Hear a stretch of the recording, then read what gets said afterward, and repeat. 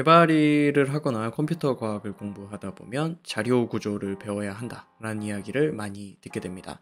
우리는 왜 자료 구조를 배워야 하는지, 안 그래도 배울 게 정말 많은데 왜 배워야 하는지 오늘은 그에 대한 이야기를 한번 해볼까 합니다. 잠깐 한번 상상을 해보면 좋을 것 같아요. 이게 한번 이해를 하고 배워야 하는 필요성에 대해서 인식을 하면 우리가 몰입을 하기 좋으니까 한번 상상해 보겠습니다. 만약 우리가 화가라고 할 때 우리의 도구가 정돈이 되어 있지 않으면 그리는 그림이 제대로 나오기 힘들겠죠. 혹은 더 어렵게 일을 해야겠죠. 그렇기 때문에 우리는 물감을 색깔별로 정돈을 한다든지 우리의 붓을 크기별로 정돈을 한다든지 우리 도구들을 정리하는 일을 작업을 하기 전에 제일 먼저 하는 일로 잡고 시작을 할 겁니다.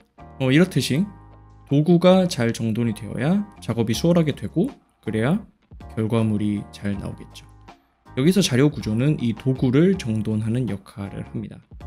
개발자의 일로 돌아가 보면 입력값을 받아서 데이터를 받는 거죠. 그걸 처리한 결과로 산출물을 만들어내는 게 개발자의 작업이죠. 특히 처리하는 과정에서 알고리즘이 작동을 하게 되는데 앞서 말씀드린 것처럼 데이터 스트럭처, 즉 이제 들어오는 데이터의 구조를 잘 정돈하지 않으면 이 처리하는 알고리즘 자체가 꼬이게 되면서 산출물도 잘 나오지 않게 됩니다.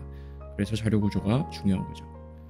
그러니까 비유적으로 말하면 자료 구조는 들어오는 입력값들이 이렇게 어지럽게 되어 있는 걸 잘 정돈해서 훨씬 빠른 속도로 작업을 할 수 있도록 만들어주는 게 우리가 자료 구조를 배우는 이유입니다. 개발자가 개발하기 편해지기 때문에 자료 구조를 배우는 거죠. 개발하기 편해진다는 건 처리 과정에서 만드는 알고리즘이 단순해진다는 겁니다. 그러면 다른 개발자들이 이해하기도 쉬워지고 다시 고칠 때 훨씬 더 편해지겠죠. 반대로 이제 자료 구조가 엉망이면 알고리즘 구상 단계에서부터 고생을 하기 때문에 처리 과정이 잘 되지 않게 되고 그럼 산출물 자체인 정보도 제대로 나오지 않게 되는 겁니다. 추가적인 장점 하나를 더 설명을 드릴게요. 자료 구조는 흔히 입력값의 추상화라고 이야기합니다. 개발자라면 추상화라는 개념을 많이 듣게 될 테지만 가볍게 일단 설명을 하도록 하겠습니다. 길이 꼬불꼬불하다는 걸 표현하는 이런 표지판이 있을 때 이 표지판은 꼬불꼬불함만 의미를 할 뿐이지 길이 정확하게 어떻게 생겼는지는 쓰여 있지 않죠. 이게 우리는 추상화라고 합니다. 그러니까 꼬불꼬불한 길이 있을 때 이 표지판을 놓는다 라는 그 공통적인 성격만 정의할 뿐이지 이 표지판을 통해서 구체적으로 길이 어떻게 생겼는지는 표현하고 있지 않는 거죠. 이게 추상화예요. 큰 틀에서 우리가 받는 자료가 무엇을 말하는지 알려주는 겁니다. 큰 틀에서 말해주는 거기 때문에 구체적으로 세부적으로 어떤 식인지는 다 말해주진 않습니다.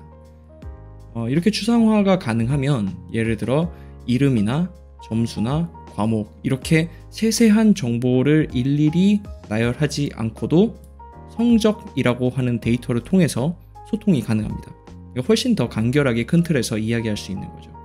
의사소통이 훨씬 간결해지게 되고 자료를 더 상위 단계에서 볼 수 있기 때문에 전체적인 큰 그림을 그리기 좋습니다. 정리하자면 자료 구조를 개발자가 알게 되면 알고리즘이 단순해져서 개발이 편해집니다. 또 두 번째로 의사 전달이 간결해져서 소통이 편해집니다. 즉 추상화 때문이죠. 이런 식으로 자료 구조를 알게 되면 개발자가 얻게 되는 장점에 대해 오늘 알아봤습니다. 여기까지 하겠습니다. 감사합니다.